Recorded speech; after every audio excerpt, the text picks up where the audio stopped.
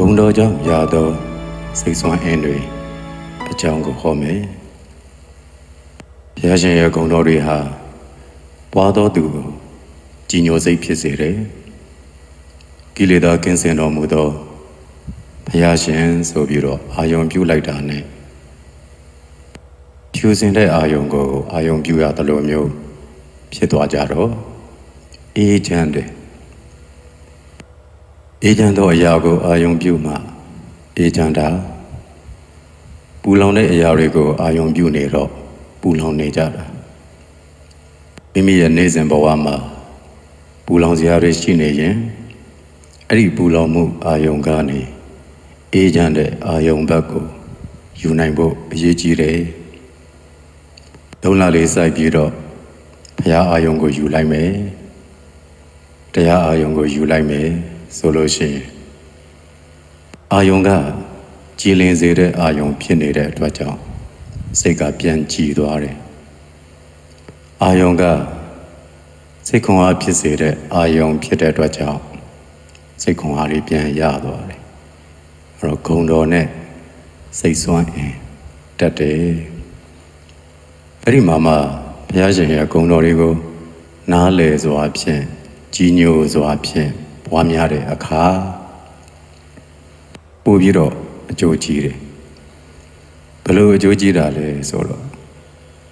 လောကီစည်းစိမ်တွေချမ်းသာမှုတွေကိုပြောတာမဟုတ်ဘူး။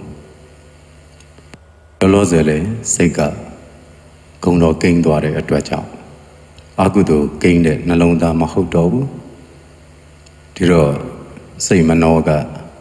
တန့်ဆန်နေတယ်။တဏှာကြီးလုံးဂုဏ်တော်ပွားပြီးနေမယ်ဆိုရင်အဲ့ဒီတဏှာကြီးဟာတန့်ဆန်သောစိတ်နဲ့နေတာအဲ့ဒီဖြူစင်သောကိလေသာအညစ်အကြေးကင်းစင်သောအခိုက်အတန့်တွေများများယူတဲ့အခါစိတ်ကစွမ်းရင်တတ်တယ်ဂုဏ်တော်ကိန်းတဲ့စိတ်ဖြစ်နေတယ်ဂုဏ်တော်ကိန်းသောနှလုံးသားဖြစ်နေတယ်အဲ့ဒါအဓိကပဲအကုသိုလ်ကင်းအောင်နေတယ်ဆိုတာဤမျိုးစုံနဲ့စိတ်ထဲမှာအကုသိုလ်အာယုံမရှိအောင်ကြိုးစားပြီးတော့နေတာအဲ့ဒီမှာမှဘုရားရှင်ကိုကြည်ညိုတာဆိုတော့ဘုရားရှင်ရဲ့အကြောင်းနဲ့ပတ်သက်ပြီး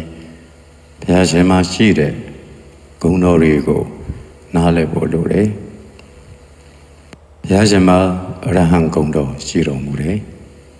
အဲ့ဒီအရဟံဂုဏ်တော်မှာသူ့ကိုအရရဲ့ဟံရဲ့ပုံနှစ်ပုတ်ခွဲလိုက်မယ်ဆိုရင်အရကိလေသာယံတို့ကိုဟံအငွေ့အသက်အထုံးဝါဒနာမြမကြံရအောင်ဘယ်တော်မူပြီးဖြစ်တော်မြတ်စွာဘုရားဆိုပြီးတော့ကိလေသာယံတို့ကိုအငွေ့အသက်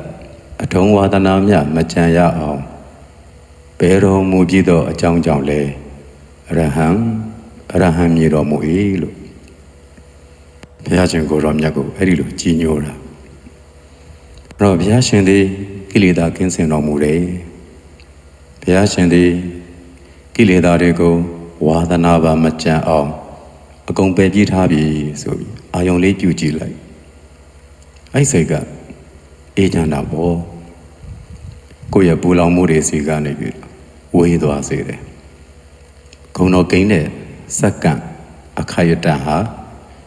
အကုသိုလ်ကင်းသောစက္ကန့်အခိုက်အတန့်ဖြစ်သွားတာပေါ့ဒါကြောင့်ဂုဏ်တော်နဲ့နေရတယ်လို့ပြောတာ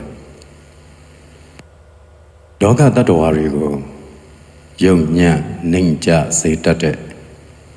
တ attva တွေကိုပူလောင်စေတတ်သောတ attva တွေကိုညှဉ်းနှွမ်းစေတတ်သောအစိုးတသဘောတရားတွေရှိတယ်အဲ့ဒီလိုညှဉ်းနှွမ်းစေတတ်သောစိတ်ကိုညစ်ထေးစေတတ်သောအရာတွေဟာကိလေသာတွေပဲဒီကိလေသာတွေဟာအကျိုးမဲ့တွေကိုသာဖန်တီးတယ်ဆင်းရဲဒုက္ခတွေကိုသာဖန်တီးတယ်လောကီကောင်းကျိုးလောကုတ္တရာကောင်းကျိုးဆိုတဲ့ဘဝတက်လမ်းတွေမှာအနောက်အရှက်အဟံအတားတွေဖြစ်နေတယ်ဒါကြောင့်ကိလေသာဆိုတာတ attva တို့အတွက် ရန်သူနဲ့လည်းတူတယ်လောကီအကျိုးတွေမပြည့်စည်ရအောင်လောကုတ္တရာအကျိုးတွေမပြည့်စည်ရအောင်နှောက်ယှက်ဟန်တာတတ်တဲ့အတွက်ကြောင့်ရန်သူနဲ့တူတယ်အဲ့ဒီရန်သူနဲ့တူတဲ့ကိလေသာတွေကိုလည်းနားလည်ထားဖို့လိုတာပေါ့စိတ်ကိုညစ်ထေးစေတဲ့ကိလေသာတွေဟာလောဘဒေါသမောဟမာနဒိဋ္ဌိဝိသိကိစ္စထိနာဥဒိစ္စအဟိရိကအနုတ္တပလို့10ပါးရှိတယ်သူတို့ကိုမြန်မာလိုနားလည်မယ်ဆိုရင်လိုချင်တက်မှတ်နေတဲ့သဘောတရားဟာလောဘပဲအဲ့ဒီလိုချင်တက်မှတ်မှုကြောင့်စိတ်ကညစ်ထေးတယ်ပူလောင်တယ်ဘုရားရှင်ကအဲ့ဒီလိုချင်တက်မှတ်မှုကိုအကျွင်းမဲ့ဖယ်တပ်ပြေးသွားပြီဒီတော့မပူလောင်ဘူးဘုရားရှင်ရဲ့နှလုံးသားသည်လောဘကြောင့်မညစ်ထေးဘူးလိုချင်တက်မှတ်မှုကြောင့်မပူလောင်ဘူးမလောင်ကျွမ်းဘူးဒါကြောင့်ဘုရားရှင်ရဲ့နှလုံးသားသည်လောဘမရှိသောကြောင့်အေးချမ်းတယ်ဆိုပြီးတော့ဘုရားကိုကြည်ညိုလို့ရသွားတယ်ဒေါသဆိုတဲ့ကိလေသာကသူကကြမ်းတမ်းသောသဘောရှိ၍ပြင်းမာတတ်သောသဘောရှိတယ်စိတ်ဆိုးခြင်းစိတ်ညစ်ခြင်းစိတ်ပြတ်ခြင်းကြောက်လန့်ပူပန်ခြင်းဆိုတဲ့သဘောတွေကိုဖြစ်စေတယ်အဲပူပန်မှုမှန်သမျှဟာဒေါသပဲပြီးတော့ဒီဒေါသတရားရှိနေပြီဆိုရင်တတ္တဝါတွေကြမ်းတမ်းလာတယ်ဒေါသကိန်းနေပြီဆိုမိမိအကျိုးသူတို့ဘာအကျိုးမသိတော့အကုသိုလ်တွေပို့ပြီးတော့လှုပ်လာဒေါသနဲ့အတူဣဒ္ဓမစ္စရိယတရားတွေလည်းရှိတယ်ပူလောင်တဲ့ကုက္ကုဇတရားတွေလည်းရှိတယ်ဘုရားရှင်ကိုယ်တော်မြတ်မှာတော့ဒေါသမရှိတော့ဘူးဒါကြောင့်ဘုရားရှင်သည်စိတ်ဆိုးခြင်းမရှိစိတ်ညစ်ခြင်းမရှိစိတ်ပြတ်ခြင်းမရှိကြောက်လန့်ပူပန်ခြင်းမရှိဘူးဒါကြောင့်ဒေါသမရှိတော့ဒေါသကင်းတော်မူသောမြတ်စွာဘုရားသည်အင်မတန်အေးချမ်းတယ်လို့ဘုရားအာယုံကိုယူပြီးတော့ကြီးညိုလို့ရတယ်ဒေါသမရှိတဲ့အတွက်ကြောင့်ဘုရားရှင်သည်ဒေါသဒီဟုသောကိလေသာယံကိုအငွေ့အသက်အထုံးဝါဒနာတော်မကြံရအောင်ပယ်တော်မူပြီးပြီပဲဆိုပြီးတော့အရဟံဂုံဂုံမှန်းပြီးကြီးညိုလို့ရမောဟနဲ့ပတ်သက်ပြီးတော့နားလည်ထားရမှာကအမှန်ကိုအမှားထင်တာမျိုးအမှားကိုအမှန်လို့ထင်တာမျိုးတဘာဝတရားတွေရဲ့အမှန်သဘောကိုအမှန်တိုင်းမမြင်တာမျိုးကိုမောဟလို့ခေါ်တယ်တနည်းအားဖြင့်ဆင်းရဲတွေကိုမသိဘူးကိုဆင်းရဲလို့ဆင်းရဲမှန်းလည်းမသိဘူးဆင်းရဲတွေကိုပိုင်ဆိုင်ထားမှန်းလည်းမသိဘူးကိုယ်တိုင်းကိုကဆင်းရဲတုံးကြီးဆိုတာလည်းမသိဘူးအဲ့ဒါမောဟပဲလောလောဆယ်ဆင်းရဲနေတော့ကိုယ်ဆင်းရဲမှုစိတ်ဆင်းရဲမှုတွေရဲ့အကြောင်းတရားရှိတယ်အဲ့ဒီအကြောင်းတရားကဘယ်တရားလဲလို့မသိအဲ့ဒါမောဟပဲကိုယ်ဆင်းရဲမှုစိတ်ဆင်းရဲမှုစသောဆင်းရဲတရားမျိုးစုံတို့ရဲ့အကြောင်းကိုပယ်နိုင်မယ်ဆိုရင်တနည်းအားဖြင့်လိုချင်တက်မှတ်မှုဆိုတဲ့သဘောတရားကိုပယ်နိုင်မယ်ဆိုရင်ဆင်းရဲတွေမရှိတော့ဘူးလို့လိုချင်မှုကိုပယ်လိုက်ခြင်းကိုလည်းမကြိုးစားခဲ့ဘူးတော့ကိုယ်ဆင်းရဲမှုစိတ်ဆင်းရဲမှုငြိမ်းခြင်းကိုလည်းမခံစားဘူးတာမောဟပဲအဲ့ဒီလိုအကြောင်းတရားနဲ့တကွအကျိုးဆင်းရဲတရားတွေချုပ်ငြိမ်းသွားဖို့ရအတွက်အမှန်တိုင်းမြင်တဲ့တမ္မာဒိဋ္ဌိကိုပွားများရင်ငြိမ်းစေတယ်ဆိုတာကိုလည်းကျင့်ရမယ်လမ်းစဉ်ပွားများရမယ်တရားတွေကိုမသိအဲ့လိုမသိတာကိုမောဟလို့ခေါ်တယ်မသိချင်းဖုံးလွှမ်းနေတော့ကိုဘာဖြစ်နေမှလည်းမသိကိုဖြစ်နေတဲ့အရာတွေဟာ အကြောင်းကဘာကြောင့်လဲမသိတော့ပို၍မှားတယ်မာမန်တီးရဆက်ပြီးတော့သွားတယ်မာမန်တီးရဆက်ပြီးတော့လှုပ်တယ်ဒီတော့ဆိုးကြိုးတွေပိုများလာတယ်ဘုရားရှင်ကိုတော်မြတ်ကိုကြည်လိုက်ရင်အဲ့ဒီလိုမတိခြင်းဆိုတဲ့သဘောတရားအကျွင်းမဲ့ပယ်သက်ပြေးသွားတော့ဉာဏ်သာလျင်ရှိတယ်လောကကိုသိမြင်တော်မူသောဉာဏ်နိဗ္ဗာန်ကိုသိမြင်တော်မူသောဉာဏ်ဉာဏ်တရားသာကိန်းနေတဲ့နှလုံးသားသည်မြတ်စွာဘုရားရဲ့နှလုံးသားပဲပြီးတော့ဘုရားရှင်ကိုကြည်ညိုလို့ရတယ်မောဟတေဟူသောကိလေသာယံကိုအကျွင်းမဲ့အငွေ့အသက်အထုံးဝါဒနာပါမကြံအောင်ပယ်တော်မူပြီးဖြစ်တဲ့အတွက်ကြောင့်အရဟံမြည်တော်မူတယ်ဒါအရဟံကိုအရနဲ့ဟံနဲ့ပုတ်ဖြတ်ပြီးတော့အတိတ်ပဲယူတဲ့နည်းပေါ့နောက်တစ်ခုကိလေသာမှာမာနရှိရင်တတ္တဝါတွေဟာထောင်လွှားတယ်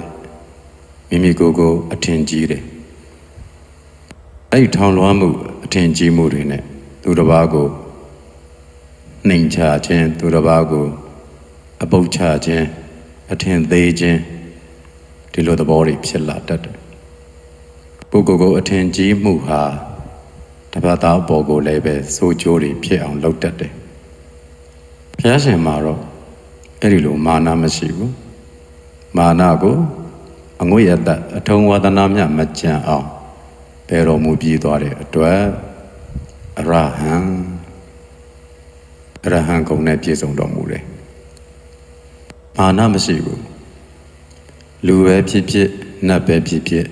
ချမ်းသာသည်ပဲဖြစ်ဖြစ်ဆင်းရဲသည်ပဲဖြစ်ဖြစ်အစင်းမြင့်တတ္တဝါပဲဖြစ်ဖြစ်အစင်းနှိမ်တတ္တဝါပဲဖြစ်ဖြစ်တိရစ္ဆာန်လေးတွေပါမကြမ်းဘုရားရှင်မေတ္တာပေးနိုင်တယ်မာနမရှိဘူးအဲ့တော့ဘုရားရှင်ဟာမာနမရှိဘူးပဲ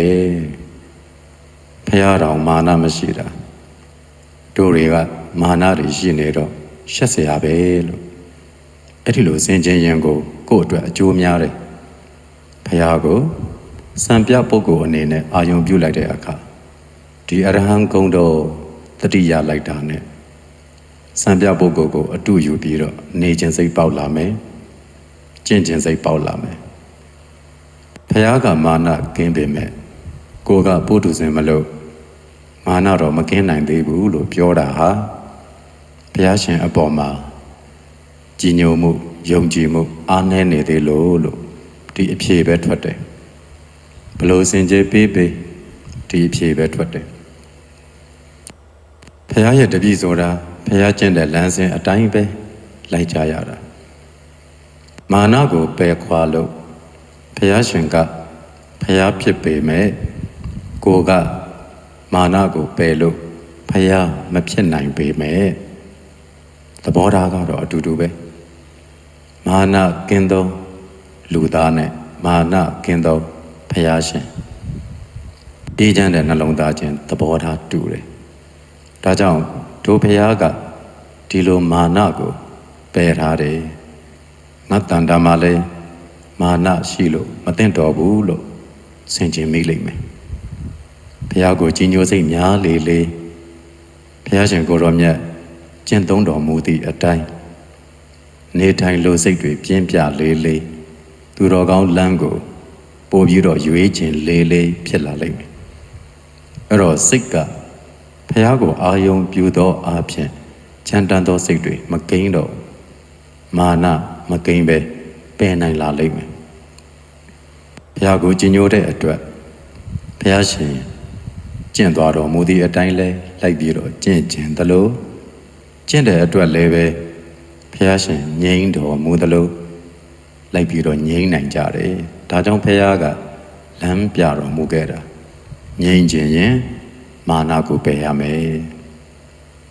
ဒီလိုနဲ့ဘုရားရှင်မှာမာနမရှိတဲ့အတွက်ကြောင့်အရဟံဂုဏ်နဲ့ပြည့်စုံတယ်လို့ချီးညိုလိုက်ရဒိဋ္ဌိဆိုတဲ့ကိလေသာကလည်းစိတ်ကိုညစ်ထေးစေတယ်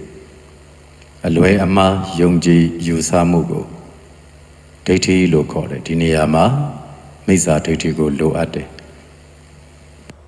မာယွင်းသောအယူဆိုတာကံကံ၏အကျိုးကိုမယုံခြင်းယရဏသုံးပါးကိုမယုံခြင်းဘုရားရှင်၏တပ်ပညုတဉာဏ်တော်တို့ကိုလည်းယုံကြည်မှုမရှိခြင်းတလွဲတွေယူဆတယ်ကုသိုလ်ကံမရှိဘူးလို့ထင်တယ်တတ္တဝါပဲရှိတယ်ယုံနံဆိုတာမဟုတ်ဘူးဝိညာဉ်ကောင်ပဲရှိတယ်စသည်ဖြင့်အမြဲတာကိုမြဲတယ်လို့ထင်တယ်ဆင်းရဲတာကိုချမ်းသာတယ်လို့ထင်တယ်ဆိုတာတွေဟာဒိဋ္ဌိပဲအဲ့တော့တက္ကာယဒိဋ္ဌိနဲ့တတ္တဝါမြဲတယ်လို့ထင်တယ်ဥစ္စေရာဒိဋ္ဌိနဲ့ဒီဘဝပြီးဘာမှဖြစ်เสียမလို့တော့ဘူးပြတ်တယ်လို့ထင်တယ်အကြောင်းရှိနေသေးသမျှအကျိုးကရှိနေအောင်မယ်အကြောင်းချုပ်တော့မှသာအကျိုးလည်းချုပ်တယ်ဆိုတဲ့ဘုရားရှင်ရဲ့ပဋိစ္စသမုပ္ပါဒေသနာကိုနားမလည်တော့လွဲမှားတဲ့အယူတွေရှိနေကြအဲ့ဒီအယူတွေနဲ့ဆိုအမှားတွေများတယ်ပူလောင်မှုတွေများစွာဖြစ်တယ်အမှန်အတိုင်းသိတော့ပုဂ္ဂိုလ်တ attva လည်းမဟုတ်ပါလားငါပိုင်းငါဆိုင်တာတွေလည်းမရှိပါလားခဏဖြစ်ပြီးတော့ခဏပြတ်နေကြတာပါလားလို့ကြာနာနာသိတဲ့အခါတွေ့တာမှုတွေခေါင်းပါလာပြီးတော့ငြိမ်ချမ်းလာတယ်ဒါကြောင့်ဒိဋ္ဌိကင်းစင်တဲ့နှလုံးသားဟာငြိမ်ချမ်းတယ်အမှန်တိုင်းမြင်တဲ့အတွက်ဆွဲလန်းတတ်မှတ်မှုသဘောတရားတွေကိုပယ်နိုင်တယ်ဆွဲလန်းမှုမရှိရင်အေးချမ်းတာပဲဘုရားရှင်သည်အဲ့ဒီလိုလွဲမှားတဲ့အမြင်အယူအဆဒိဋ္ဌိကိုအကျွင်းမဲ့ပယ်တတ်တော်မူပြီးဖြစ်တဲ့အတွက်ကြောင့်အရဟံဂုဏ်တော်နှင့်ပြည့်စုံတော်မူတယ်ဒိဋ္ဌိဒီဟူသောကိလေသာယံသူဒီဟူသောအရကိုဟံတပ်ပြသွားပြီဒါကြောင့်အရဟံဂုဏ်တော်နှင့်ပြည့်စုံတော်မူတယ်လို့ကြီးညိုတော်မူလို့ရတယ်ကြီးညိုလို့ရကြနောက်ထပ်ကိလေသာကတော့ဝိသိကိစ္စဒိုလောယုံမာတန်တရားဖြစ်ပြီးရင်ပြတ်တယ်ဆိုတာဟုတ်လို့လားမမြဲဘူးဆိုတာကိုဟုတ်လို့လားသန္တာရာဂကိုပယ်ရင်နိဗ္ဗာန်ကိုမျက်မှောက်ပြုနိုင်တယ်ဆိုတာဟုတ်လို့လားစသည်ဖြင့်တန်တရားတွေအဲ့ဒါကိုကိုယ်တိုင်ကျင့်ကြည့်တော့ကိုယ်သန္တာကိုချိုးနှိမ်ကြည့်တယ်သမထဝိပဿနာတရားတို့နဲ့ကိုယ့်ရဲ့ကာမိသန္တာစတဲ့သမုဒ္တရားတွေကိုချိုးနှိမ်ကြည့်တယ်ချိုးနှိမ်ကြည့်တော့သန္တာမရှိဘူးတတ်မှတ်မှုမရှိဘူးဆိုတဲ့အချိန်မှာငြိမ်းချမ်းတာကိုတွေ့တော့ဟုတ်တယ်ယုံမတန်တရားမရှိတော့ဒါကယုတ်တရားဒါကနတ်တရားငါမဟုတ်ဘူးအကြောင်းကြောင့်ဖြစ်ကြတာလို့ဒါကိုမြင်အောင်လို့ဟောတဲ့အတိုင်းယုတ်သည်ဒီအကြောင်းကြောင့်ဖြစ်တယ်ဆိုတော့ဆင်ခြင်ကြည့်တယ်အမူအရာတစ်ခုဖြစ်မယ်ဆိုရင်တော့ခြေတော်ကလေးလှုပ်တဲ့အမူအရာတောင်စိတ်ကလှုပ်ချင်တယ်လို့စိတ်ဖြစ်သွားရင်စိတ်ကြောင့်ဖြစ်တဲ့စေတစာဝါယောဓာတ်လှုပ်ရှားသွားပြီးတော့ဒီခန္ဓာကိုယ်ကိုဆောင်းသွားတယ်ခြေတော်ကိုအရှိကိုဆောင်းသွားတယ်အဲ့တော့ကာယဝိညာဉ်ယုတ်ဆိုတဲ့ကိုယ်အမူအရာယုတ်တွေဖြစ်လာအဲ့ဒီလိုနဲ့အကြောင်းတရားဖြစ်တဲ့လမ်းမယ်ဆိုတဲ့စိတ်ကြောင့်စေတစာဝါယောဓာတ်တွေဟူသောယုတ်တရားဖြစ်လာတယ်အဲ့ဒီယုတ်တရားဖြစ်လာတော့သူ့ကိုအာယုံပြုပြီးတော့ပဲဖြစ်ခြင်းကိုမြင်တဲ့စိတ်ပြတ်ခြင်းကိုမြင်တဲ့စိတ်ဉာဏ်စိတ်ဖြစ်လာတယ်စသည်ဖြင့်အကြောင်းကြောင့်အကျိုးတွေဖြစ်တာကိုဆက်ပြီးတွေ့သလိုမမြဲတာတွေကိုလည်းကိုယ်တိုင်တွေ့လိုက်တော့ကိုယ်တန်တာမှာပုဂ္ဂိုလ်ဇွဲတတ္တဝါဇွဲအတ္တဇွဲမာနဇွဲတွေပြုတ်သွားတယ်ကိုယ်တိုင်ကျင့်ကြည့်တော့ကိုယ်တိုင်အဲ့ဒီအနေအထားကိုရောက်လာတဲ့အခါဝိသိကိစ္စမရှိတော့ဟုတ်တယ်ခန္ဓာ၅ပါးအစုသာတွေ့တယ်ပုဂ္ဂိုလ်တ attva ရဲ့လို့မတွေ့ဘူးအကြောင်းကြောင့်ဖြစ်နေသောအကျိုးတွေကိုသာတွေ့တယ်အဲ့ဒီအကြောင်းတွေချုပ်ရင်ဒီအကျိုးတွေလည်းချုပ်တယ်ဆိုတာကိုတွေ့တယ်ဒါကြောင့်မလို့ အကြောင်းရှိနေသမျှတော့ဖြစ်နေကြမှာပဲအကြောင်းချုပ်အောင်ကြိုးစားနိုင်ရင်အကျိုးတွေလည်းချုပ်လိမ့်မယ်လို့တန်တရားရှင်းရှင်းသိသွားတဲ့အခါဝိသိကိစ္စကင်းမယ်အဲ့ဒီလိုဘုရားရှင်မှာဝိသိကိစ္စဆိုတဲ့စိတ်ကိုညစ်ထေးစေတဲ့တရားအကျွင်းမဲ့ပဲတပ်ပြေးသွားပြီဆိုပြီးကြီးညိုလို့ရတယ်နောက်ထပ်ကိလေသာကတော့ထိနာစိတ်တို့ရဲ့ထုံထိုင်းခြင်းထိုင်းမိုင်းခြင်းလေးနဲ့ထက်သန်မှုမရှိခြင်းဆိုတဲ့သဘောတရားဘုရားရှင်တို့သည်ထိနမိတ်တာတို့ကိုအကျွမ်းမဲ့ပယ်ထားတဲ့အတွက်ကြောင့်ထိုင်းမိုင်းနေခြင်းငိုင်မြင်းနေခြင်းမရှိဘူးအမြဲတမ်းတက်ကြွနေတယ်အမြဲတမ်းဖြက်လက်နေတယ်ကုသိုလ်ကောင်းမှုနဲ့ပတ်သက်ရင်အမြဲတမ်းထက်ထက်တန်တန်ရှိနေတယ်ထိုင်းထိုင်းမိုင်းမိုင်းမရှိဘူးအဲ့တော့တမပတ်ဝင်စားရမှာတရားဟောရမှာစတဲ့ကုသိုလ်ကောင်းမှုတွေမှာပြင်းရည်ခြင်းမရှိဘူးအဲ့ဒီလိုမျိုးပေါ့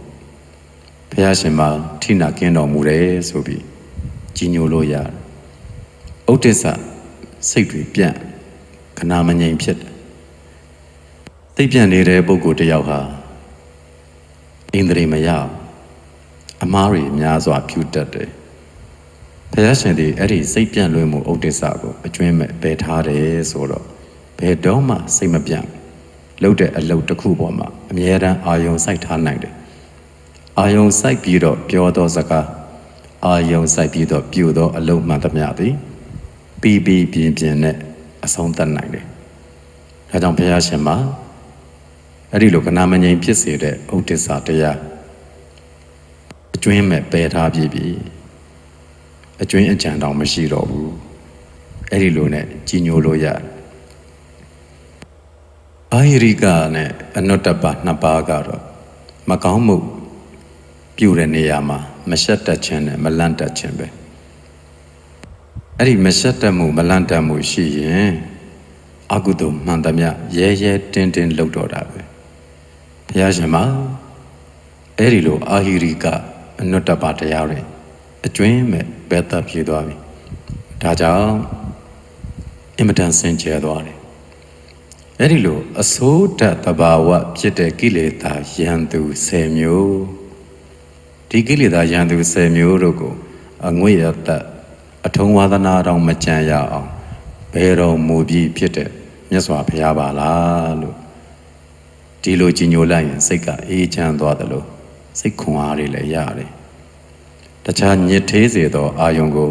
မယူတော့ဘဲနဲ့ဒီဂုဏ်တော်ကိုအာယုံပြုလိုက်တဲ့အချိန်အေးချမ်းမှုကိုရတယ်ဒီမှာမှဒီကိလေသာ10ပါးထဲမှာလောဘရဲ့ဒေါသရဲ့မောဟရဲ့ဆိုတဲ့ဒီ3ပါးကတော့ရေတောက်မြင့်နဲ့တူတယ်အစိုးတရားအလုံးတို့ရဲ့မူရင်းတွေဖြစ်ကြတယ်အဲ့ဒီလောဘဒေါသမောဟဆိုတဲ့သဘောတရားတွေဒီတရားတွေကိုပယ်နိုင်ရင်ကိုဉာဏ်ကိလေသာတွေလည်းပယ်ဖို့ရာအတွက်လွယ်ကူသွားလိမ့်မယ်အဲ့တော့ကိုယ်တန်တမ်းမှာလောဘကြောင့်ညစ်သေးနေရင်သိပေးရတယ်နောက်မဖြစ်အောင်ကြိုးစားရတယ်ဒေါသကြောင့်ပူလောင်နေရင်သိပေးရတယ်အဲ့တော့ကိုသိပေးသောအဖြစ်ပယ်လို့ရတယ်ခေါင်းပါသွားအောင်လုပ်လို့ရတယ်တတိလေးထားပေးရတာပေါ့ပုထုဇဉ်တို့ရဲ့တန်တမ်းမှာကတော့အမြဲထားဝစဉ်ဒီတရားတွေကိန်းနေတာဒီတရားတွေကိန်းတော့စိတ်တွေကညစ်ပတ်နေတယ်ညစ်ပတ်နေတဲ့စိတ်ဆိုးတဲ့စိတ်ဒါတွေကိန်းနေတဲ့လူတွေကလည်းလူညစ်ပတ်တွေလူဆိုးတွေလူပေလူတေတွေဖြစ်လာတာပေါ့စိတ်ကအပေအတေဆိုတော့လူကလည်းအပေအတေဖြစ်လာတယ်စိတ်ကရုပ်တော့လူကလည်းရုပ်လာတယ်စိတ်ကညစ်သေးတော့လူကလည်းညစ်သေးလာတယ်ဒီလိုမျိုးဆိုတော့မိမိသူတစ်ပါးအကျိုးမများတဲ့အလုပ်တွေကိုလှုပ်လာပြီးတော့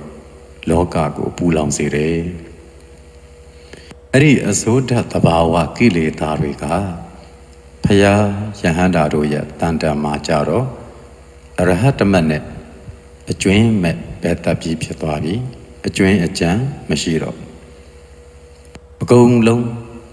ကုန်ခန်းသွားပြီဘုရားတို့ယဟန္တာတို့ဆိုတာလောဘလည်းမရှိဘူးဒေါသလည်းမရှိဘူးမောဟလည်းမရှိဘူးမာနလည်းမရှိဘူးဒိဋ္ဌိလည်းမရှိဘူးဝိသိကိစ္စလည်းမရှိဘူးထိုင်မှန်ခြင်းထိနာလည်းမရှိဘူးစိတ်ပြန်လွင်ခြင်းဆိုတဲ့ဩဒိစ္စလည်းမရှိဘူးအရှက်အကြောင်းမရှိတဲ့အာဟိရိကအနုတ္တပါလည်းမရှိဘူးဆိုတော့ပြည့်ပြည့်စုံနေ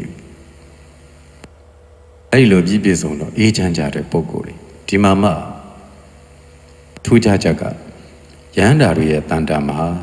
အရဟတမတ်နဲ့ပယ်တတ်လိုက်တဲ့အတွက်ကြောင့်ကိလေသာတွေကုန်သွားပြီမဲ့လို့ဘဝဆက်တိုင်းကပါလာတဲ့အထုံဝါဒနာကတော့မကုန်ဘူးလို့အရက်ထက်ထားတဲ့ခွက်အဲ့ဒီခွက်ကိုသူ့ကိုတွန်ချလိုက်ပြီမဲ့လို့ဒီခွက်သို့မဟုတ်အဲ့ဒီအရက်ထက်ထားတဲ့အိုးမှာအနံ့တွေကြံခဲ့တယ်လို့မျိုးပဲယဟန္တာပုဂ္ဂိုလ်တို့ရဲ့တန်တာမှာအရဟတမတ်ဖြင့်ကိလေသာတွေကိုကုန်အောင်ပယ်သက်လိုက်ပေမဲ့လို့အနံ့နဲ့တူသောဘဝစတိုင်ကပါလာတဲ့အထုံဒလိဝါဒနာအငွေ့ကိလေသာတို့၏အကျွမ်းကြံတတ္တိလေးတွေကြံရစ်တယ်ဘုရားရှင်မှာကြတော့အဲ့ဒီလိုကတော့မကြံတော့ဒီတော့ယဟန္တာတွေမှာအလေးဝါဒနာတွေကြံတယ်ဆိုတော့ဘုရားရှင်လက်ထက်တုန်းကယဟန္တာမထေရမြတ်ကြီးဖြစ်ခဲ့တဲ့အရှင်ပိလိန္ဒဝိသမထေရဆိုတာရှိတယ်ပိလိန္ဒဝိသမထေရကသူနဲ့တွေ့တဲ့သူတွေကိုအတိတ်ဘဝတွေတုန်းကနှုတ်ကခေါ်လိခေါ်ထားရှိတဲ့အကျင့်လူတွေကိုတွေ့ရင်ဟဲ့သူရုပ်လို့ခေါ်တတ်တာဘာရည်ရွယ်ချက်မှတော့မပါပေမဲ့အဲ့ဒီတိုင်းခေါ်တဲ့အကျင့်အဲ့ဒီအကျင့်ပါလာတယ်ယဟန္တာဖြစ်ပေမဲ့တပတ်သားကိုသူရုပ်နဲ့ခေါ်တတ်တယ်အဲ့ဒီလိုဝါဒနာမျိုးတွေကပိစေကဗုဒ္ဓလို့ခေါ်တော့ဘုရားငယ်တွေမှာလည်းအလားတူပဲဝါဒနာကိုပယ်လို့မရဘူး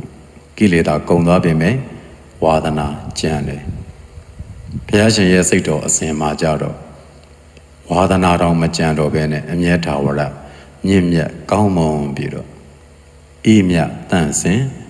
ကြည်လင်ဝင်းပါတော်မူလျက်ရှိတယ်ကိလေသာအလုံးဒီ10ပါးသလုံးမရှိဘူးဆိုမှန်းကြည့်စဉ်းစားကြည့်ရင်ကိုပဲတော်တော်အေးချမ်းတယ်လိုချင်မှုမရှိတဲ့နှလုံးသားအေးချမ်းတာပေါ့ပြင်းမာလို့တဲ့စိတ်မရှိတဲ့ကြမ်းတမ်းတဲ့စိတ်မရှိတဲ့နှလုံးသားအေးချမ်းတာပေါ့မောဟမရှိတဲ့နှလုံးသားငြိမ်သက်တာပေါ့မာနမရှိတဲ့နှလုံးသားအေးမြတာပေါ့အဲ့တော့ဒီကိလေသာတွေတစ်ခုမှမရှိတော့ပါဘူးဆိုတော့ဘာအကြောင်းတရားမှလည်းမလုပ်တော့ပြုသမျှအရာတွေဟာလောကကောင်းရာကောင်းကျိုးတတ္တဝါတွေဝိစင်းရက်ကလွတ်မြောက်ဖို့ရာအတွက်ဒီအတွက်ပဲအလုပ်လုပ်တော့စိတ်ဖြူစင်တော့အလုပ်တွေဖြူစင်တယ်စိတ်ကအပြစ်ကင်းတော့အလုပ်တွေကလည်းအပြစ်ကင်းတယ်စိတ်ကအညစ်အထေးတွေကင်းစင်နေတော့အလုပ်တွေကလည်းအညစ်အထေးမရှိဘူးဒါကြောင့်ဘုရားရှင်ဟာအဲ့ဒီ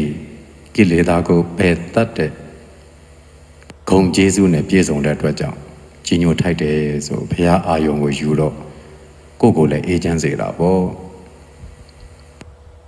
ဒီလိုနဲ့ဘုရားရှင်ရဲ့တန်တမှာအစိုးတတ်သဘာဝကိလေသာတွေအငွေ့အသက်အထုံဝါဒနာတော်မကြံအောင်အကျွင်းမဲ့ပယ်လံပြီးဖြစ်တဲ့အတွက်ကြောင့်အကောင်းတတ်သဘာဝဆိုတဲ့အကောင်းစိတ်တွေပဲရှိနေတဲ့အခါအမြဲတမ်းမြင့်မြတ်ကောင်းမွန်ပြီးတော့အေးမြတ်တန့်စင်ပြီးလောကမှာအမြင့်ဆုံးအမြတ်ဆုံးအေးမြတ်ဆုံးအတန်ရှင်းအစဉ်ကျယ်ဆုံးပုဂ္ဂိုလ်မြတ်ကြီးဖြစ်တော်မူတယ်ဆိုပြီးတော့ကြီးညိုစိတ်ပွားလာစေတယ်ဘုရားကိုအကြောင်းပြုပြီးတော့တတ္ထာစိတ်အစွမ်းထက်လာစေတယ်အဲ့ဒီကြီးညိုစိတ်ကလေးကိန်းနေတာစိတ်ခွန်အားပြည့်လာတာအကုသိုလ်အာယုံကိုယူထားလို့ပူလောင်နေတာကနေ ခဏငြင်းခွင့်ရတယ်အချိန်ကြာကြာကိန်းအောင်နေရင်အချိန်ကြာကြာအေးတာပေါ့နောက်ဒီဘုရားရဲ့ခုံတော်ကိုပဲနောက်တနည်းဆင်ခြင်ပြီးတော့ကြီးညိုကြည့်တယ်အရဟံအဆိုတာကမရှိတာရဟကစိတ်ွယ်ရအဲ့တော့စိတ်ွယ်ရမှာတော့မကောင်းမှုကိုပြုတော်မူခြင်းမရှိဘူးဘုရားရှင်သည်စိတ်ွယ်ရမှာတော့မကောင်းမှုကိုပြုတော်မူခြင်းမရှိခြင်းတည်းဟူသောအကြောင်းကြောင့်အရဟံအရဟမြည်တော်မူ၏လို့နောက်တနည်းကြီးညိုလို့ရလောကသဘာဝတာမန်သူတွေကလူတွေရှိမှတော့မတင့်တယ်လို့ပေါ်တင်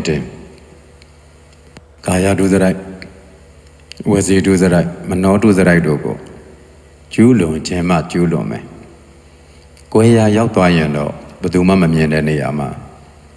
ကျူးလွန်တတ်ကြတယ်ဘုရားရှင်ကတော့မကောင်းသောကာယကံမှုမကောင်းသောဝစီကံမှုမကောင်းသောမနောကံမှုတို့ကိုဘယ်သူမှမရှိလေမကျူးလွန်ဘူးစိတ်ွယ်ရမှာရောက်နေလေမကျူးလွန်ဘူးအဲ့တော့တာမန်သူတွေနဲ့မတူတော့ဘူးဒါကြောင့်အရဟံအရဟမြည်တော်မူ၏ဘုရားရှင်ဟာစင်ကြယ်ရဲ့လားမစင်ကြယ်ဘူးလားလို့မာနကဘုရားအပေါ်မှာအပြစ်တွေရှာတာတောထွက်ပြီးတော့ဒုက္ခရစရိယာကျင့်တဲ့အချိန်ကနေဘုရားဖြစ်သွားပြီးတစ်နှစ်လုံးလုံးစုစုပေါင်း9နှစ်လုံးလုံးဘုရားနောက်ကနေလိုက်ခြေရချင်းကထက်ချက်မကွာလိုက်ပြီးတော့စုံစမ်းတယ်အဲ့တော့မကောင်းမှုပြုဖို့ကိုမဆိုထားနဲ့မြတ်စွာဘုရားရဲ့စိတ်ထဲမှာတော့မှအမြဲတမ်းစင်ကြယ်နေတာကိုတွေ့တဲ့အတွက်ကြောင့်ဘုရားနဲ့ပတ်သက်ပြီးအပြစ်ဟူသည်မြညူမုံမြတာရှာလို့မရခဲ့ဘူးလို့ဝန်ခံပြောဆိုခဲ့တယ်ပြီးတော့ဘုရားရှင်မှာအစိုးတသဘောတရားတွေဝါဒနာအထုံနဲ့တောင်မကြံသလိုစိတ်ွယ်ရမှာတောင်မှမကောင်းမှုကိုမပြုတ်တတ်ဘူးစိတ်ထဲမှာတော့မကောင်းတဲ့သဘောတရားတွေမတွေးတတ်ဘူးလို့ကြီးညိုလို့ရတယ်ဒါကြောင့်ဘုရားရှင်ဟာကြီးညိုဖို့ကောင်းတာကြီးညိုရွယ်ကောင်းတဲ့အာယုံကိုယူလိုက်တော့ဘုရားနဲ့ပတ်သက်လို့စဉ်းစားလိုက်ရင်အကုန်အေးဓာတ်တွေကြီးပဲစောရကတပ်ပွဲအရာတွေကိုအာယုံပြုတာမဟုတ်ဘူးဘုရားသည်လောဘကင်းတယ်ကိုကကြင့်ကြည့်တယ်အသိဉာဏ်လေးပဲဂိမ်းနေအောင်မြင်တယ်လို့သိပေးနေတော့အကုသို့မဂိမ်းဘူးကြားရင်လည်းကြားတယ်လို့သိပြီးမမြဲခြင်းပဲဆင်ခြင်နေတော့အတန်ကြောင့်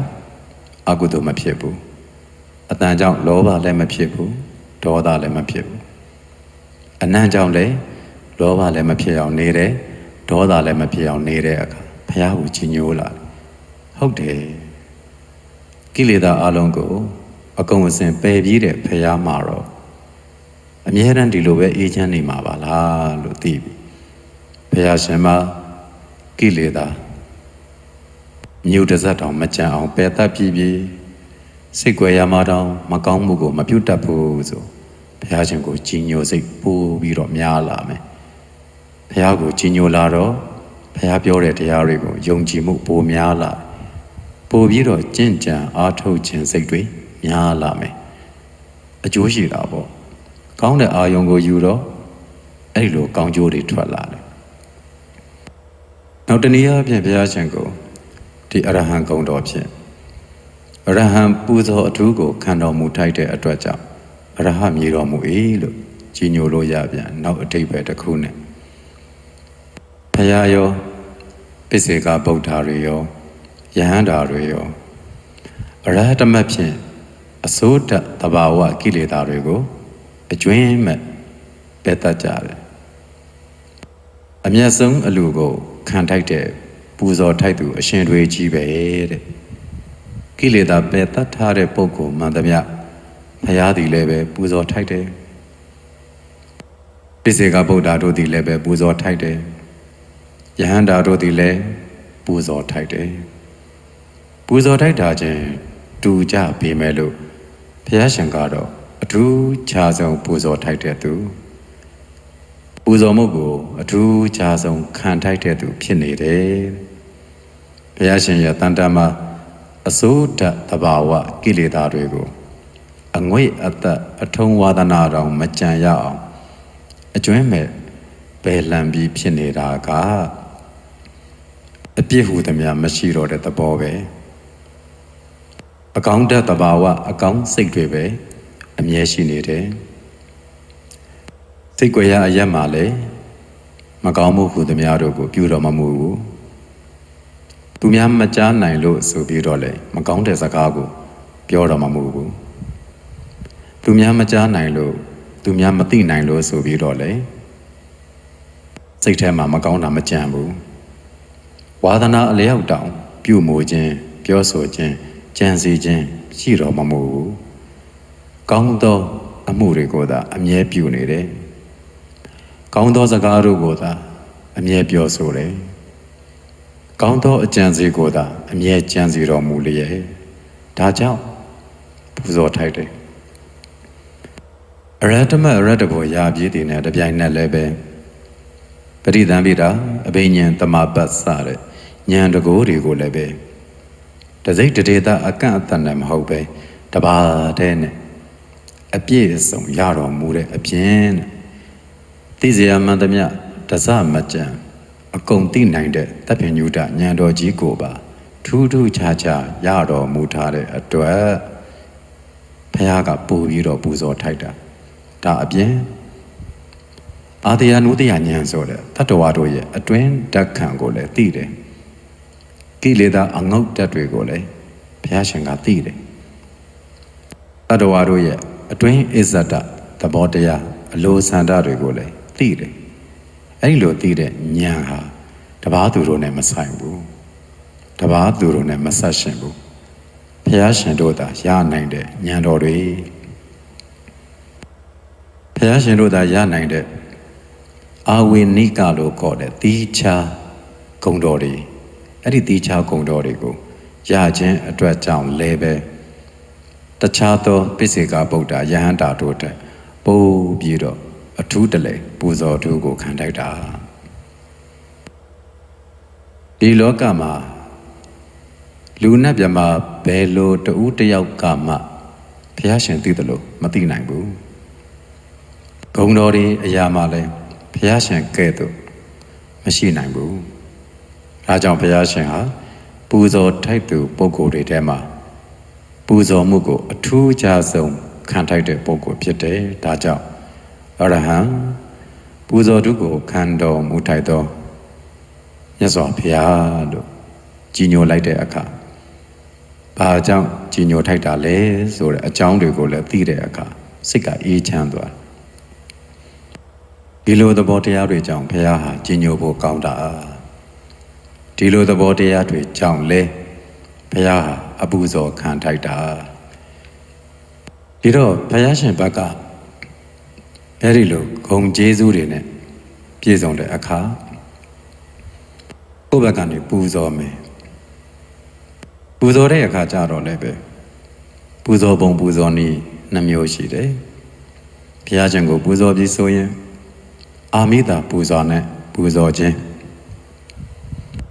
ဓမ္မပူဇာဖြင့်ပူဇော်ခြင်းလို့နှမျိုးရှိတယ်အဲ့တော့ကိုယ်လည်းဘုရားရှင်သည်အဲ့ဒီလိုသူတစ်ပါးနဲ့မတူအောင်ကိုကိလေသာကိုပယ်တဲ့နေရာမှာလဲအထုံးဝါဒနာပါမကြံအောင်ပယ်တာစိတ်ကြွယ်ရမှာလဲအကုသိုလ်ကိုပြုတ်တတ်တဲ့သဘောမရှိဘူးဘုရားရှင်သည်အင်မတန်မွန်မြတ်တယ်ဒီတော့ပူဇော်ခြင်းတယ်ပူဇော်တဲ့အခါမှာစွမ်းသင်္ကန်းကြောင်းဆေးဆိုတဲ့ပစ္စည်းလေးပါနဲ့လေပူဇော်လို့ရတယ်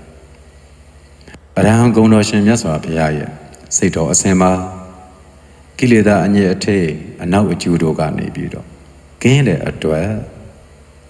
တန်ရှင်းကြည်လင်လျက်ရှိတော်မူပုံတွေကိုအာရုံပြုပြီးတော့စိတ်ကြွယ်ရအရက်မှာပင်မကောင်းမှုဟူသမျှတို့ကိုယ်နဲ့လည်းပြုတော်မမူပုံ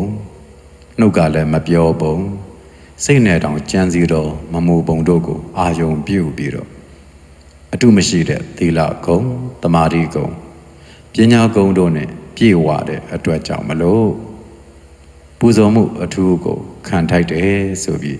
ဂုဏ်တော်တို့ကိုယုံကြည်တဲ့အတွက်ကြောင့်လက်အုပ်ချီရှိခိုးပြီးတော့ပူဇော်ကြအဲ့လိုလက်အုပ်ချီပြီးတော့ပန်းရေချမ်းဆွမ်းစီမီအစရှိတဲ့ဒီလိုအရာတွေနဲ့ကတ်လူပူဇော်ကြအဲ့လိုပူဇော်တာကိုအာမိတပူဇာလို့ခေါ်တယ်အကျိုးရှိတာပဲဘုရားရှင်ပြိဋိဘံဆံသွားပြန်မဲ့ဘုရားရှင်ရဲ့ပုံပွားစင်တူတော်များဇေဒီတော်များကိုတရှိထင်ရှားဖရာကဲ့သို့အာယုံပြုပြီးတော့ပူဇော်ရင်အကျိုးပေးရအတူတူပဲဒါကြောင့်ကိုယ့်ရဲ့ဖရာဂုဏ်တော်တွေကိုမှန်းပြီးတော့အဲ့ဒီလိုပူဇော်လိုက်တဲ့အခါမှာအာမိတပူဇာလို့ခေါ်တယ်အာမိတပူဇာတဲ့ပို့ပြီးတော့မြတ်တာကဓမ္မပူဇာကိုကဘုရားရှင်ရဲ့ဂုဏ်တော်တွေကိုသိသွားပြီဂုဏ်တော်ရဲ့အရဟံဂုဏ်တော်နဲ့ပြည့်စုံပုံပြည့်စုံနည်းတွေကိုသိတော့ပိုးကြည်ညိုလာတယ်ကြည်ညိုတော့ဘုရားကိုကြည်ညိုတော့တရားကိုလည်းကြည်ညိုလာတယ်ဘုရားရှင်ကကာမိစန္ဒအစရှိတဲ့និဝရဏတရားတွေကိုပယ်လို့ပြောတော့ပယ်လို့ရအောင်ကြိုးစားတယ်ဂုဏ်တော်တွေပွားပြီးတော့၎င်းမေတ္တာပွားပြီးတော့၎င်းတခြားသောကမ္မထံတစ်ခုခုပွားပြီးတော့၎င်းတနေ့တာကာမိစန္ဒအစရှိသောនិဝရဏတွေကင်းအောင်နေတယ်အမြဲတမ်းဆိုတဲ့သဘောတရားကိုမြင်အောင်ရှုတယ်ဆင်းရဲခြင်းဆိုတဲ့သဘောတရားတွေကိုကိုယ်တိုင်မြင်အောင်ကိုယ်ခန္ဓာမှာပဲကိုယ်ပြန်ရှုတယ်ဝင်လေထွက်လေကိုရှုရင်းဖြင့်လဲအမြဲခြင်းမြင်အောင်ကြည့်တယ်ဆင်းရဲခြင်းမြင်အောင်ကြည့်တယ်အဆိုးမရခြင်းမြင်အောင်ကြည့်တယ်မြင်သွားပြီဆိုတာတရားရတာပဲအဲ့မှာဒီလိုကျင့်တာကပို့ပြီးတော့အဆင့်မြင့်သွားရင်တော့မဉ္ဇဉ်ဖွဉ္ဇဉ်တွေပါရတာပေါ့လောလောဆယ်တနေ့တာကိုនិဝရဏကင်းသောနေနည်းနဲ့နေတယ်ဆိုတာအကိုက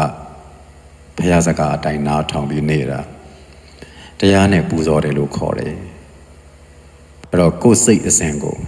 ရှုတယ်ကိလေသာအငြိအထိအနောက်အကျိုးတို့ကနေကင်းစင်နိုင်သမျှကင်းစင်အောင်စေလျှော်တုတ်တင်ပြီးတော့နေတယ်စိတ်ကြွယ်ရအရက်၌ပင်မကောင်းမှုဟုသမျှကိုယ်နဲ့ပြုခြင်းနှုတ်ဖြင့်ပြောခြင်းစိတ်ဖြင့်ကြံစည်ခြင်းတို့မဖြစ်အောင်ရှောင်တယ်သီလသမာဓိပညာတရားတို့ကိုလည်းတိုးပွားတည်တတ်တိုးပွားအောင်ကြိုးစားတယ်အဲ့လိုကျင့်သုံးနေတာဟာအရဟံဂုဏ်တော်ရှင်မြတ်စွာဘုရားကိုတရားနဲ့ပူဇော်တာလို့ခေါ်တယ်အဲ့တော့တရားအားထုတ်တဲ့ပုဂ္ဂိုလ်တွေဟာဘုရားကိုတရားနဲ့ပူဇော်နေကြတာဓမ္မာနုဓမ္မပฏิပတ်တိဆိုတဲ့အတိုင်းတရားတော်နဲ့လျော်သောကျင့်ဝတ်ပฏิပတ်လောကုတ္တရာတရား၉ပါးနဲ့လျော်သောကျင့်ဝတ်ပฏิပတ်အကျင့်မြတ်ဖြစ်နေတယ်ဒါနဲ့ပူဇော်တာဂုဏ်တော်ပွားပြီးတော့និဝရဏကင်းအောင်နေရင်အားဖြင့်ကိုယ်စိတ်ကိုပြူစင်အောင်ထားတာဒါဘုရားကိုတရားနဲ့ပူဇော်တာအမြဲခြင်းဆင်းရဲခြင်းအဆိုးမရခြင်းတို့ကိုဆင်ခြင်သောအားဖြင့်လောဘကိုပယ်နေတာဒေါသကိုပယ်နေတာအဲ့ဒီလိုနေတာကလည်းဘုရားကိုတရားနဲ့ပူဇော်တာဘုရားရှင်ကိုယ်တော်မြတ်ပယ်ခိုင်းတဲ့တရားတို့ကိုအဲ့ဒီလိုကျင့်စဉ်တွေနဲ့ပယ်နိုင်အောင်ကြိုးစားတာဟာဘုရားကိုတရားနဲ့ပူဇော်တာမကိန်းတဲ့တရားတွေမကိန်းအောင်ပယ်နေတာဟာဘုရားကိုတရားနဲ့ပူဇော်တာကိန်းတဲ့ပွားတဲ့တော့တမ္မာဒိဋ္ဌိအစရှိတဲ့တရားတွေကိုပွားနေတာကလည်းဘုရားကိုတရားနဲ့ပူဇော်တာပဲအဲ့တော့ဒီပူဇော်နည်းနှမျိုးမှာအာမိတပူဇာနဲ့ဓမ္မပူဇာနှစ်ပါးမှာဓမ္မပူဇာကအာမိတပူဇာထက်အစရာထောင်မကပို့ပြီးတော့မြတ်တယ်အဲ့ဒီလိုမျိုးကျမ်းဂန်တွေမှာဆိုထားတယ်အာမိတပူဇာရဲ့ဓမ္မပူဇာရဲ့နှမျိုးရှိဓမ္မပူဇာတိတာအမြတ်ဆုံးဆိုတော့ဆင်ခြင်တဲ့အရာတွေတွေ့လာရပြီကုသိုလ်ကောင်းမှုတွေလုပ်ကြတယ် ဘုရားရှင်ပြညတ်ခဲ့တဲ့ဒီမြင်ဥပဒေတွေအတိုင်းကုသိုလ်တွေလုပ်ကြတယ်ဒီလိုလုပ်တဲ့နေရာမှာဘုရားရှင်နှစ်သက်တော်မူသောကာယဝိဝေကစိတ်တဝိဝေကကိုယ်အားဖြင့်လည်းလူတွေနဲ့ကင်းအောင်နေတာမျိုးစိတ်အားဖြင့်လည်းကိလေသာကင်းအောင်နေတာမျိုးတို့ဟာဘုရားကိုဒါတရားနဲ့ပူဇော်တာပဲအဲ့ဒါကိုကြံတဲ့အရာတွေနဲ့ဘုရားကိုပူဇော်တယ်ဆိုပြီးတော့ဘုရားခေါင်းမူလောက်အောင်ဘုရားနားကြီးလောက်အောင်မခံချိမခံတာအတန်တွေအမိုက်တရိုက်တွေဒါတွေရှုပ်ပွားစေမဲ့ပူဇော်မှုလို့နာမည်တက်သောလှုပ်ဆောင်မှုမျိုးတွေဟာဘုရားကိုပူဇော်နေတာကိုဟုတ်ရဲ့လားတကယ်သက်ရှိထင်ရှားမြတ်စွာဘုရားသာဆိုရင်သူ့အရှိမစူးစူးညံညံပူလောင်ပွက်နေတဲ့သဘောတွေနဲ့ဒါဘုရားကိုလာပူဇော်တာပါဆိုဘုရားရှင်နှစ်သက်တော်မူမှာမဟုတ်ဘူးနှစ်သက်တော်မမူပဲနဲ့ဆုံးမပဲ့ပြန်အပြစ်တောင်ထောက်ပြမှာသေးကြတယ်အဲကြောင့်တရားနဲ့ပူဇော်နည်းဘုရားရှင်ကိုတရားနဲ့ပူဇော်တတ်ခြင်းဟာအဓိကကြတယ်ဆိုတော့သွားတွေ့ဘုရားငြိမ်းတယ်လို့ဘုရားတပည့်လည်းငြိမ်းရမယ်ဘုရားရှင်ကိုယ်တော်မြတ်အကုသိုလ်ကင်းတယ်လို့ဘုရားတပည့်တို့သည်လည်းအကုသိုလ်ကင်းရမယ်ဘုရားရှင်ကိုယ်တော်မြတ်တိတ်ဆိတ်မှုကိုနှစ်သက်တယ်လို့ဘုရားတပည့်တို့သည်လည်းတိတ်ဆိတ်မှုကိုနှစ်သက်တဲ့သူတွေဖြစ်ရမယ်ဘုရားရှင်ကိုယ်တော်မြတ်မှာကိလေသာတွေကင်းစင်တယ်လို့ဘုရားတပည့်တို့သည်လည်းကိလေသာအထိုက်အလျောက်ကင်းစင်သည်ကနေအကျွင်းမဲ့ကင်းစင်အောင်ကျင့်တဲ့တယ်စူးစူးညံညံနဲ့ဘုရားကိုပူဇော်တဲ့ပုံစံအစားတိတ်ဆိတ်စွာဖြင့်လောလောဆယ်တမာတိရအောင်15မိနစ်နာယူဝက်တနာရီတရားအထုတ်လိုက်ခြင်းကပူဇော်မှုပို့ပြီးတော့မြတ်တဲ့ပူဇော်မှုဖြစ်သွားမှာအခြားသောအရာတွေနဲ့ပူလောင်စုပွက်ပြီးတော့စိတ်တွေကလည်းမစင်ကြဲဂုံတုဂုံပြိုင်တူနဲ့တူမနာလိုရှုံချဆိုတဲ့သဘောတရားတွေပါပြီးလူတွေစုံစိတ်တွေစုံစကားတွေစုံပြီးတော့သူညံပူလောင်ပြီးတော့ပူဇော်ပွဲလုပ်တဲ့သဘောမျိုးတွေဟာပူဇော်ရမကြတော့ဘူးအဲ့ဒါဆင်ခြင်ရမှာဘုရားတပည့်တို့သည်ဘုရားရှင်နှစ်သက်တော်မူသောနိလန်းအတိုင်းနေထိုင်ကျင့်ကြံခြင်းသည်သာဘုရားကိုပူဇော်တာလို့အဲ့ဒီလိုတွေ့ဒီတော့ဘုရားရှင်ရဲ့ဂုဏ်တော်တွေဟာအဲ့ဒီလိုခုဆိုရင်ဂုဏ်တော်9ပါးလို့အခြေခံအားဖြင့်လူတွေသိတဲ့နေရာမှာဒီဂုဏ်တော်9ပါးတယ်မကဂုဏ်တော်အနန္တရှိတယ်အကျဉ်းအားဖြင့်ဂုဏ်တော်9ပါးရှိတယ်လို့ဆိုတာဒီဂုဏ်တော်9ပါးမှာလည်းပဲကိလေသာတွေကိုဝါဒနာအငွေ့အတ္တပါမကြံရအောင်အကျွင်းမဲ့ပယ်တတ်နိုင်တဲ့အရဟံဂုဏ်တော်ဆိုတာပထမဆုံးမူရင်းပဓာနာဂုဏ်တော်ပဲကိလေသာအလုံးကိုပယ်တတ်တဲ့အတွက်ကြောင့်လေဘုရားလို့ခေါ်ဝေါ်သတ်မှတ်နိုင်တာအဲ့ဒီကိလေသာတွေကိုမပယ်တတ်နိုင်ရင်ဘုရားလို့သတ်မှတ်လို့မရဘူးဘုရားလို့သတ်မှတ်လို့မရရင်အရဟံဂုဏ်တော်ကိုလည်းရနိုင်မှာမဟုတ်အဲ့တော့ဘုရားလို့သတ်မှတ်လို့ရအောင်အရဟံဂုဏ်ဟာဂုဏ်အားလုံးကိုခြုံတယ်အဲ့ဒီဂုဏ်တော်ကို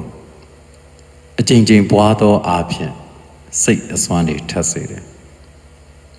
ဘာကြောင့်အစွမ်းထက်တာလဲဆိုတော့ဂုဏ်တော်သာကိန်းနေတဲ့နှလုံးသားလောဘစားသောကိလေသာမရှိတဲ့နှလုံးသားကဖြူစင်တဲ့နှလုံးသားဖြစ်နေပြီကိုဂုဏ်တော်ကိန်းသောနှလုံးသားဖြစ်နေပြီတခြားအရာတွေရှိနေမဲ့အစားဂုဏ်တော်သာစိတ်ထဲမှာရှိနေတဲ့သူမုံမြတ်တာပေါ့တန့်ရှင်းစင်ကြယ်နေတာပေါ့စိတ်ဟာညစ်ထေးခြင်းမရှိစင်ကြယ်နေတာပေါ့စင်ကြယ်တဲ့စိတ်နဲ့နေနေတဲ့ပုဂ္ဂိုလ်ဟာအစွမ်းထက်တာပေါ့အဲ့ဒီစင်ကြယ်သောစိတ်ကြာကြာဖြစ်လာရင် သူ့စိတ်ထဲမှာကြံစီတိုင်းပြီးတယ်ဆိုတဲ့မတောင့်တပဲပြီးစေတဲ့အစွမ်းတွေအလိုလိုရလာတောင့်တတယ်ဆိုတဲ့နေရာမှာလောဘကြီးလို့တောင့်တတဲ့သူတွေကတောင့်တတဲ့တိုင်းရခြင်းမှရတယ်။ဘာကြောင့်လဲဆိုတော့စိတ်ကလောဘနဲ့ညစ်ထေးနေတာလောဘမရှိတဲ့သူတွေလှူခြင်းတယ်တန်းခြင်းတယ်တရားဘာဝနာပွားများအားထုတ်ခြင်းတယ်ဆိုတဲ့စန္ဒကောင်းတွေဖြစ်ရင်အလိုလိုဖြစ်လာစေတယ်ဘု து ပံပိုးမှုမှမဟုတ်ပဲသူ့စိတ်ကိုကဖြူစင်နေတဲ့အတွက်လောဘမရှိဘဲနဲ့ကုသိုလ်စန္ဒတာရှိနေတဲ့အတွက်သူပြုခြင်းတဲ့ကုသိုလ်တွေကိုလွယ်ကူစွာပြုနိုင်ခြင်းအကျိုးတွေရလာတယ်ကုသိုလ်ကိန်းနေတဲ့နှလုံးသားဟာလေတခြားအဆိုးတွေကိုကြံစီတောင့်တနေမှလည်းမဟုတ်တော့ဘူးဖြူစင်နေတယ်အဲ့တော့ဖြူစင်နေတဲ့စိတ်ကအစွမ်းထက်လာတာဒေါသတွေနဲ့ပြည့်နှက်နေတဲ့စိတ်ကလည်းပဲတောင့်တတိုင်းမရနိုင်ဘူးဒေါသကင်းတဲ့စိတ်ကြတော့တောင့်တစရာမလိုပဲနဲ့ပြည့်လာစေတယ်အဲ့တော့တန်ရှင်းကြည်လင်နေတဲ့အတွက်ကြောင့်ဘုရားရှင်ရဲ့ဂုဏ်တော်ကိုကြီးညိုသောအားဖြင့်မိမိကိုယ်ကိုမိမိကာယကံကိုထိန်းလာတယ်ဝစီကံကိုထိန်းလာမနောကံကိုထိန်းလာတယ်ဆိုတော့ဘုရားကိုအကြောင်းပြုပြီးကောင်းမှုတွေပြုဖြစ်လာတာပေါ့ဘုရားကိုအကြောင်းပြုပြီးသူတော်ကောင်းနဲ့ပေါင်းတော့သူတော်ကောင်းဖြစ်လာတာပေါ့ဒါကြောင့်ဘုရားကိုအာယုံပြုထားတယ်ဆိုတာသူတော်ကောင်းကိုအာယုံပြုထားတာသူတော်ကောင်းကိုအာယုံပြုထားသောပုဂ္ဂိုလ်ကောင်းသောတရားတွေပဲဖြစ်လာစေတာပေါ့ပြီးတော့အဲ့ဒီလိုကောင်းသောဓာတ်တွေနဲ့ပြည့်စုံသောအရဟံဂုဏ်ကိုပွားနေသောအဖြစ်သူတော်ကောင်းဖြစ်လာစေတယ်သူတော်ကောင်းဖြစ်လာစေသလိုဂုဏ်တော်ရဲ့အကျိုးအာနိသင်ကတော့ဘုရားရှင်ပူဇော်ထူးကိုခံထိုက်သလိုအရဟံဂုဏ်တော်ကိန်းတဲ့ပုဂ္ဂိုလ်ဟာလည်းပဲသူများတွေရဲ့ပူဇော်မှုကိုခံလာရတယ်ဒါကဘုရားဂုဏ်တော်ရဲ့အစွမ်းကိုယ့်ရဲ့အစွမ်းတော့မဟုတ်ဘုရားရဲ့အရဟံဂုဏ်တော်ကိုကိုကထက်ခါပွားတဲ့အတွက်ဂုဏ်တော်ကိန်းနေတာဂုဏ်တော်ကိန်းတဲ့နှလုံးသားဖြစ်လာတဲ့အတွက်မတောင်းပဲနဲ့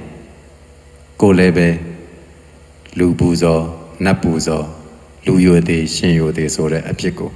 ရလာစေတယ်ဆိုတဲ့ဒါလောကီအကျိုးလည်းရတယ်အချို့အပြင်ဆိုရင်တော့စိတ်ကဖြူစင်နေတယ်ဖြူစင်တန့်ရှင်းနေသောစိတ်ကိုရပြီဆိုရင်ကိုအကုသိုလ်ကင်းတဲ့စိတ်ဖြစ်တဲ့အတွက်အပေဘေးကလွတ်စေတယ်ဂုဏ်တော်ကိုပွားလို့အချင်းကြီးမဖြစ်ဘူးဂုဏ်တော်ပွားခြင်းဟာလည်းဗုဒ္ဓနုတ္တိပဲဆိုတော့ကမ္မထံတစ်ခုပဲတရားအကျင့်တစ်ခုပဲဂုဏ်တော်ကိုပွားသောအဖြစ်နိဝရဏတွေကိုငြိမ်းစေတယ်အကုသိုလ်တွေကိုပယ်နိုင်တယ်ကာမိဇန္ဒအစရှိသောနိဝရဏတွေငြိမ်းရင်ကျန်သောကုသိုလ်တွေကအကြောင်းပေါ်အကြောင်းတရားဆင့်ပြီးတော့အကျိုးပေါ်အကျိုးတွေဆင့်က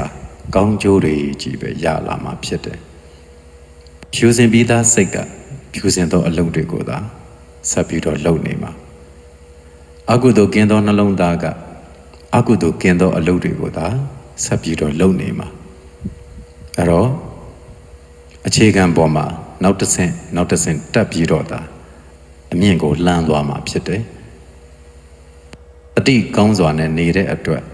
ဒီဂုဏ်တော်တမာတိနဲ့ပဲနေနိုင်အောင်ကြိုးစားတဲ့အတွက်ဒီတမာတိကသူ့ကိုပြန်ဆောင်ရှောက်မယ်အဲ့လိုဂုဏ်တော်ပွားရင်းနဲ့တစ်ချက်ပွားလိုက်တိုင်းပွားများဆင်ခြင်လိုက်သောစိတ်မမြဲခြင်းကိုလည်းမြင်လိုက်မယ်ဆိုရင်မမြဲခြင်းမြင်တဲ့ဝိပဿနာအလုပ်လည်းပြီးတယ်ဂုဏ်တော်ပွားသောဗုဒ္ဓနုတ္တိကမ္မထံလည်းပြီးတယ်စိတ်ကအရဟံပူဇော်ထူးကိုခံတော်မူတိုက်သောမြတ်စွာဘုရားလို့တစ်ချက်ချလိုက်တိုင်းတစ်ချိန်ရွတ်ဆိုခြင်းပြီးသွားပြီချုပ်သွားပြီတစ်ချိန်အာယုံပြုခြင်းကချုပ်သွားပြီဆိုတော့အာယုံကလည်းချုပ်တယ်သူ့ကိုပွားများဆင်ခြင်တဲ့စိတ်ကလည်းချုပ်တယ်အဲ့တော့ချုပ်ခြင်းတွေကိုလည်းမြင်တယ်ဂုဏ်တော်ကိုလည်းပွားတယ် သူစိတ်ကသမထဝိပဿနာတရားသာကိန်းနေတာဖြစ်တဲ့အတွက်သမထဖြစ်တဲ့အခါဖြစ်တယ်အမြဲခြင်းကိုမြင်သွားရင်ဝိပဿနာဖြစ်တဲ့အခါဖြစ်တယ်ကောင်းမြတ်သောနေခြင်းဖြစ်သွားတာပဲအကုသိုလ်ကင်းသောနေခြင်းဖြစ်သွားပြီဆိုမှတော့အကျိုးကျေးဇူးများသောနေနည်းဖြစ်တာပေါ့သူတော်ကောင်းကိုအာယုံပြုတော့သူတော်ကောင်းဖြစ်ခွင့်ရတယ်ဖြူစင်တဲ့သူကိုအာယုံပြုတော့ဖြူစင်တဲ့နှလုံးသားကိုပိုင်ဆိုင်ရတယ်အဲ့တော့ဂုဏ်တော်ကိုမှန်းပြီးတော့အစွမ်းထက်တဲ့စိတ်တွေရလာတာခွန်အားရှိတဲ့စိတ်တွေရလာဒါကြောင့်တရားနာသူအပေါင်းသူတော်ကောင်းတို့သည်လည်းဘုရားရှင်ရဲ့အရဟံဂုဏ်တော်ကိုကျင့်ဖန်များစွာပွားကြရင်ဖြင့်တမာရီတွေကိုရကအကုသိုလ်ကင်းစင်သောနှလုံးသားကိုပိုင်ဆိုင်နိုင်ကြ၍အေးချမ်းကြပါစေ